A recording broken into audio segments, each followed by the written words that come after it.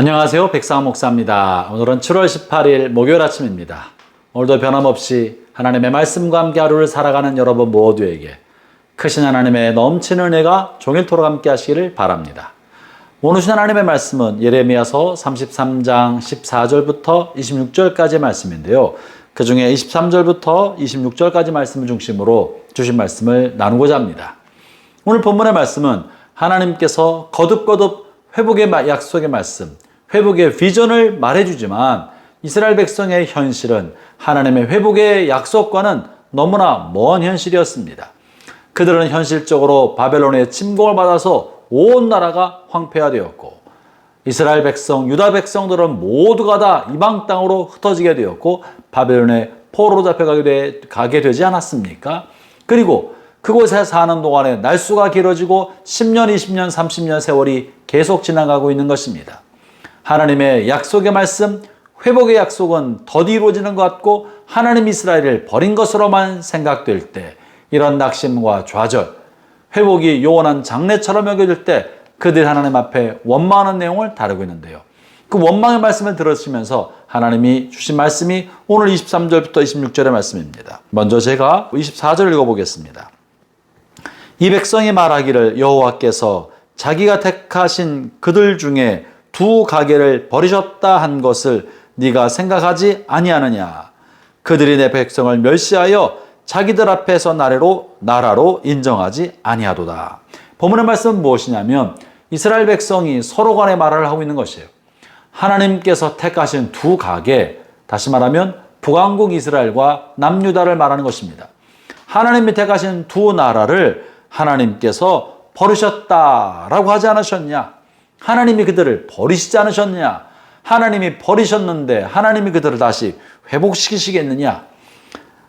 또 자기들 앞에서 나라로 인정하지 아니한다. 이 말은 이미 이스라엘 나라가 다 패망되었기 때문에 다시 나라로 회복될 가능성이 없다 하는 말을 이스라엘 백성들, 유다 백성들이 서로 그런 말을 하고 있다는 얘기죠. 이것은 자신의 삶이 너무 힘들고 버겁고 하나님의 약속의 말씀은 요원한 장래처럼 여겨지니까 원망과 탄식을 하고 있는 것입니다. 하나님이 뭐라고 말씀하셔도 자신의 삶의 처지가 그렇지 않기 때문에 자조 섞인 이야기를 하는 거예요. 하나님이 두 나라를 다 버리지 아니하셨냐? 우리가 어떻게 나라를 만들겠느냐? 우리가 나라를 어떻게 인정받겠느냐? 우리의 나라는 끝났다 하는 탄식과 자조를 하고 있는 것입니다.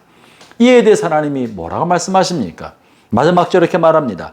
내가 그 포로된 자를 돌아오게 하고 그를 불쌍히 여기리라.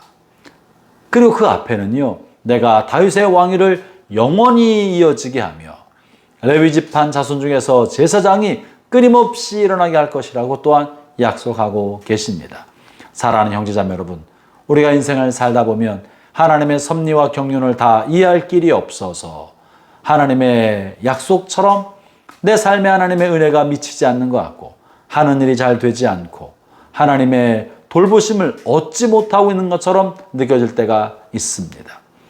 하나님이 나를 사랑하신다고 하는데 나의 삶의 현실은 하나님의 자비와 사랑과는 거리가 먼 것처럼 여겨질 때가 있습니다. 그리고 그런 날이 이런 어둠의 터널이 길게만 이어지고 이것이 끝없는 터널처럼 생각될 때도 있지 않겠습니까? 그럴 때 우리가 하나님의 돌보심을 망각하고 하나님 나를 떠나버리신 것만 같을 때 주님이 이렇게 말씀하시는 거예요. 나는 너를 잊지 않는다. 내가 너를 반드시 회복시키신다. 그러면서 아울러 하나님께서 이사야서 49장 14절부터 16절에 이런 이스라엘 백성의 탄식에 관하여 이렇게 말씀하신 바도 있습니다. 이사야서 49장 14절부터 16절의 말씀인데요. 오직 시온이 이르기를 여호와께서 나를 버리시며 주께서 나를 잊으셨다 하였거니와 여인이 어찌 그 젖먹는 자식을 잊겠으며 자기 태산한 아들을 긍휼히 여기지 아니하시겠느냐. 그들은 혹시 잊을지라도 나는 너를 잊지 아니할 것이라. 내가 너를 내 손바닥에 새겼고 너의 성벽이 항상 내 앞에 있나니.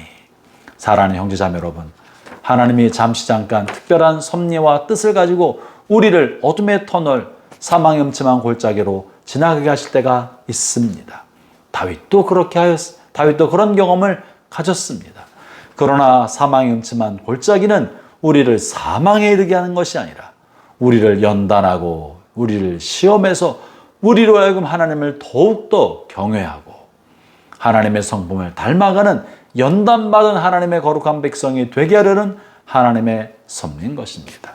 아울러 우리가 붙들고 있는 하나님 이외의 것들, 하나님 말고 소중히 여기는 것들, 그것들을 깨뜨리고 내려놓아서 오로지 하나님 한 분만 붙들게 하기 위하여 하나님은 때로 우리에게 어둠의 긴 터널을 지나게 하실 때가 있는 거죠. 그러나 하나님은 결코 우리를 잊지 않으십니다. 결코 버리지 않으십니다. 하나님은 여전히 우리가 사망의 음침한 골짜기를 걸어갈 때도 우리 곁에 함께 하시고 동행하고 계시고 혹여라도 다칠까 우리를 보호하고 계시는 분이신 것입니다. 형제자매 여러분, 하나님 은혜가 여러분과 함께 하십니다. 하나님이 여러분을 돕고 계십니다. 성령님께서 여러분의 삶의 자리에 함께하고 계십니다. 힘을 내십시오. 용기를 내십시오. 하나님의 손을 굳게 붙들고 이때가 지나가기까지 견디고 인내하기를 바랍니다. 하나님 은혜가 함께 하시기를 바랍니다. 기도하겠습니다. 하나님 아버지, 이스라엘 백성이 큰 고통의 기간 동안에 끝을 알 수 없는 어둠의 긴 터널을 지나면서 하나님을 향해 원망하며 하나님 우리를 버리신 것만 같은 탄식과 자조를 하나님 앞에 토했던 것을 기억합니다. 오 하나님이여, 우리의 사람이 육체이며 우리가 연약하며 한참도 알 수 없다는 것을 하감하시고 오늘 고통의 터널을 지나고 있는 하나님의 백성들의 그 터널의 기간이 짧게 되게 하시고 속히 임하셔서 속히 건지시며 구원하셔서 하나님의 은혜와 자비가 크심을 경험하게 하여 주시옵소서. 예수님 이름으로 기도합니다. 아멘.